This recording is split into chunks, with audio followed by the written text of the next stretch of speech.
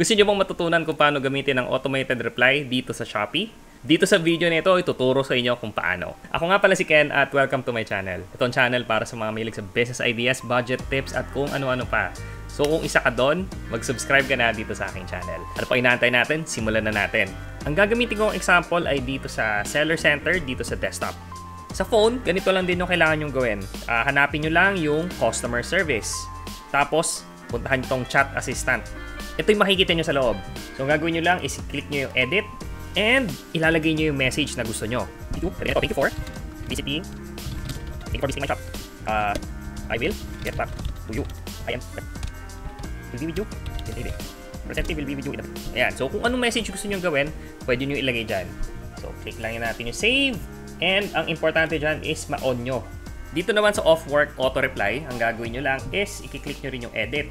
And ilalagay nyo lang yung working hours nyo. So halimbawa nagtatrabaho lang kayo or open lang yung shop nyo from Monday to Friday, ilagay nyo lang dyan yung working hours. So halimbawa dito sa example niya is 9 o'clock hanggang 6 p.m. Tapos ang reply niya is ganito.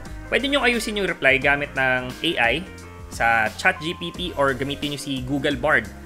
May video ako kung paano siya gagawin. Don't forget to click save. And i-click nyo ulit yung on, yung kulay green. Once nakaset na yan, magre-reply na yan mag-isa dun sa customer.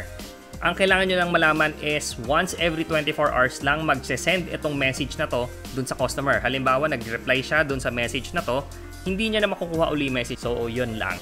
Thank you so much for watching and I will see you on my next video. Salamat!